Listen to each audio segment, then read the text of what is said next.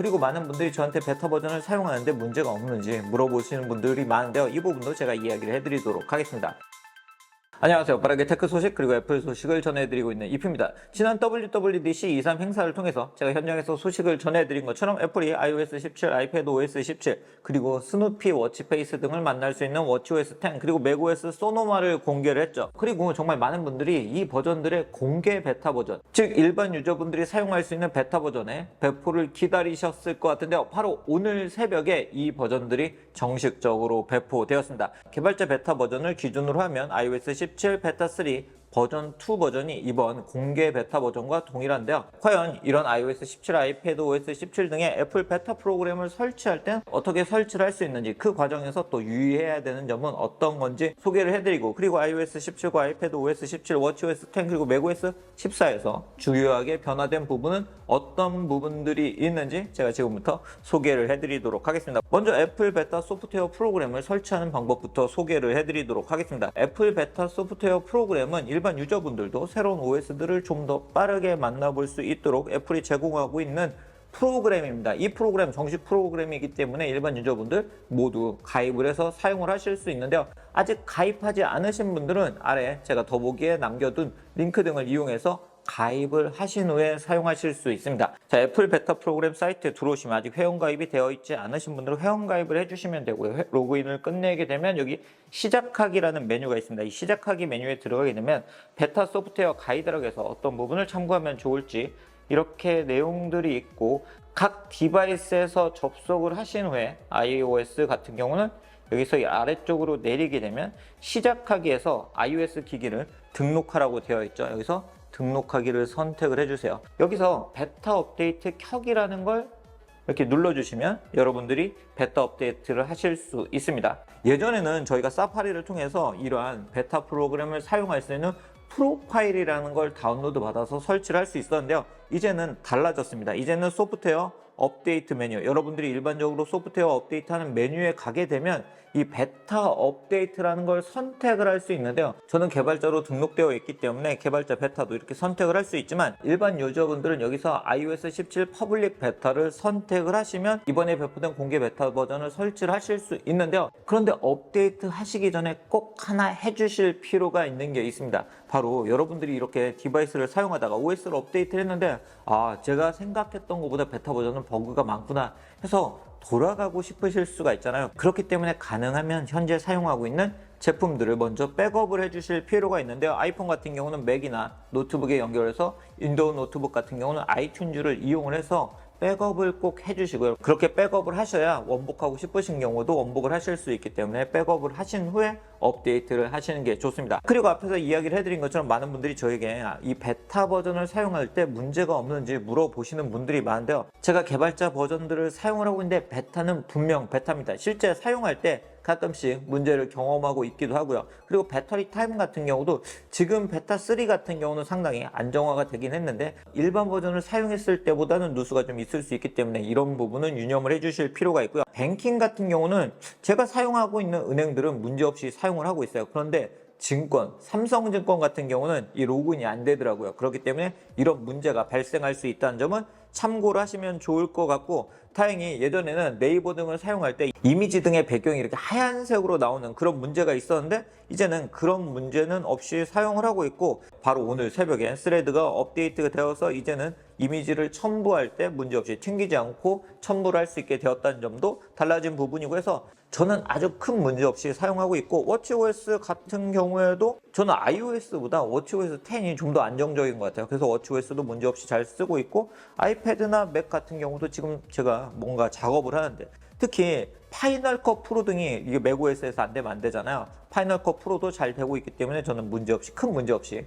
사용을 하고 있지만, 베타는 베타라는 점은 인지를 하시고 퍼블릭 베타 버전, 공개 베타 버전을 설치를 하시면 좋을 것 같습니다. 자, 그럼 이런 iOS 17, iPadOS 17, watchOS 10 그리고 macOS 소노마는 어떤 부분들이 달라졌을까요? 사실 각 OS들이 어떤 부분이 달라졌는지는 제가 이미 영상을 통해서 쭉 소개를 해드리기 때문에 위에 있는 I 표시를 누르시면 해당 영상들을 통해서 만나보실 수 있는데요. 일단 주요한 부분만 몇 가지씩 소개를 해드리도록 하겠습니다. 아이폰 같은 경우는 네임드랍이라는 기능이 생겨서 폰을 이렇게 가져다 대는 것으로 연락처를 교환할 수 있는 기능이 생겼고요. 에어드랍을 할 때도 이 기능을 사용을 하실 수가 있고, 에어드랍 같은 경우는 이제 대용량 파일 같은 경우는 멀리 떨어졌을 때도 셀룰러망을 통해서 전송할 수 있는 기능이 업데이트 되었습니다. 그리고 눈치를 채신 분들이 있겠지만 제가 이렇게 스탠드를 올려놓고 지금 iOS 17을 보여드리는 이유는 바로 이 iOS 17의 대기 모드라는 새로운 기능이 생겼는데요. 보시는 것처럼 이렇게 충전 중에 가로 모드로 놨을 때 아주 예쁘게 여러분들이 사용하실 수 있으세요.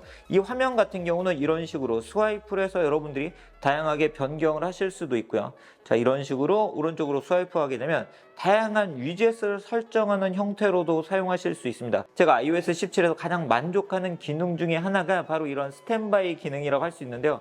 이렇게 예쁘게 사용할 수 있기 때문에 일부 유저분들은 뭐 공기계가 있다고 하면 iOS 17로 업데이트를 해서 이렇게 스탠드에 올려두고 탁상 시계 등으로 사용하겠다 이렇게 얘기하시는 분들이 있을 만큼 굉장히 유용하게 사용할 수 있고 예쁘게 사용할 수 있는 기능이니까요. 이 기능도 꼭 사용을 해보시면 좋을 것 같습니다. 이외에도 iOS 17은 정말 다양한 기능이 업데이트가 되었는데요.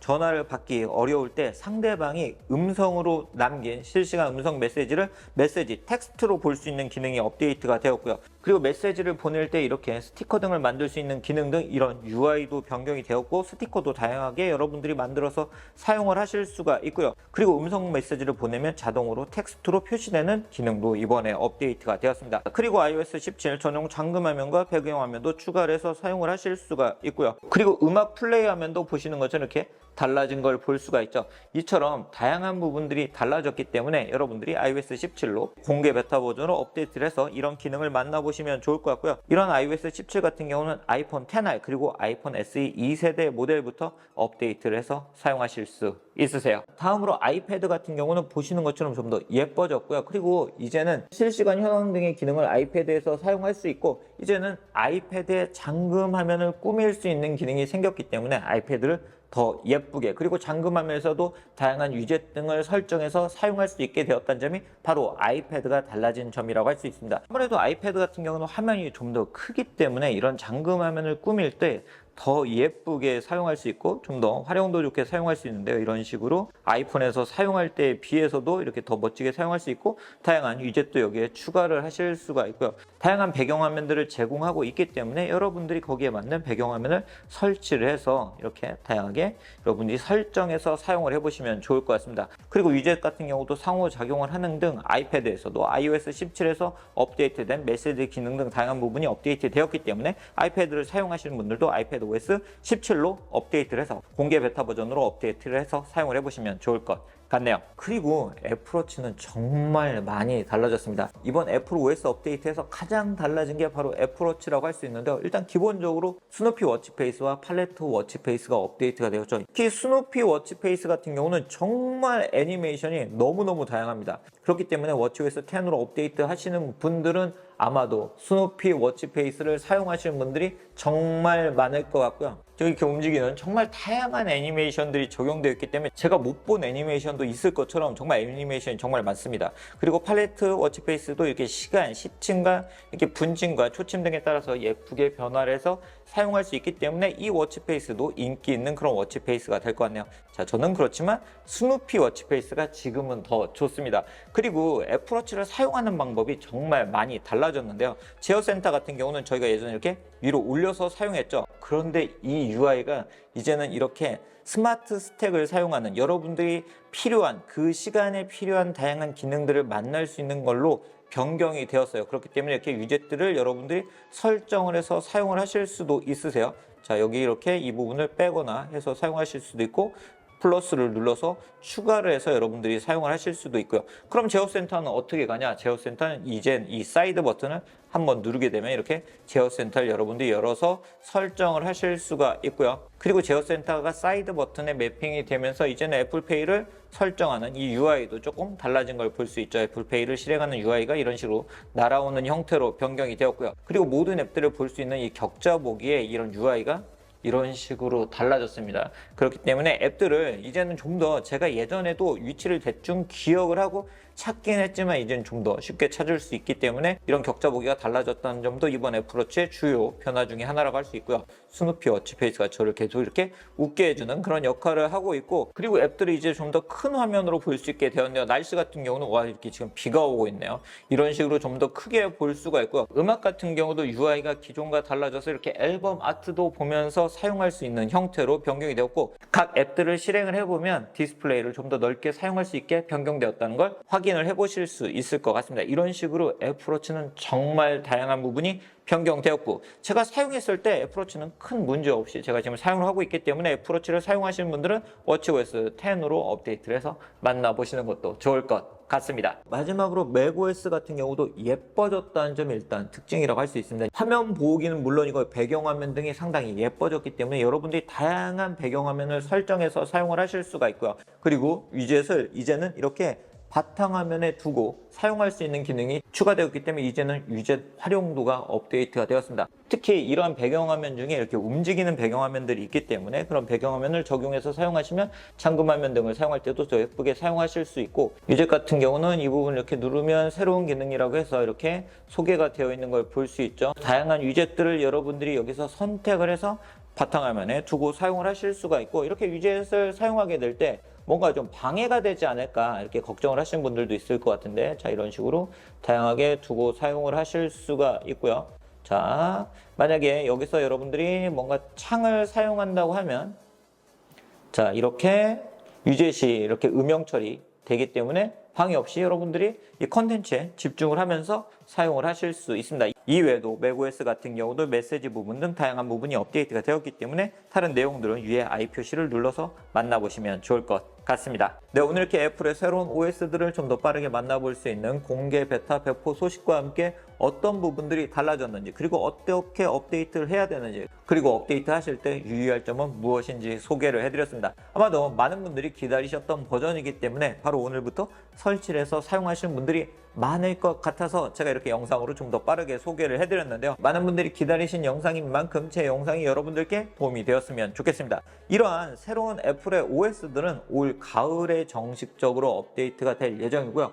보통은 9월 중순 이후에 업데이트가 되기 때문에 정식 버전을 기다리시는 분들은 해당 버전에서 만나보시면 좋을 것 같네요. 이제는 이렇게 공개 베타 버전이 배포가 되었기 때문에 이제 공개 베타 버전이 하나씩 업데이트가 될 때 제 채널은 애플의 OS 업데이트를 보기 위해서 오시는 분들이 많기 때문에 새로운 기능들이 업데이트가 되면 또 제가 업데이트 버전들을 소개를 해드리도록 하겠습니다. 그리고 제가 다음 영상부터는 아마도 새로운 스튜디오를 이사를 갈 예정이기 때문에 새로운 스튜디오에서 여러분들께 영상을 보여드릴 예정인데요. 과연 또 새로운 스튜디오는 어떤 모습인지도 제가 영상을 통해서 여러분들께 소개를 해드리도록 하겠습니다. 그럼 오늘 영상 여기서 마치도록 하겠습니다.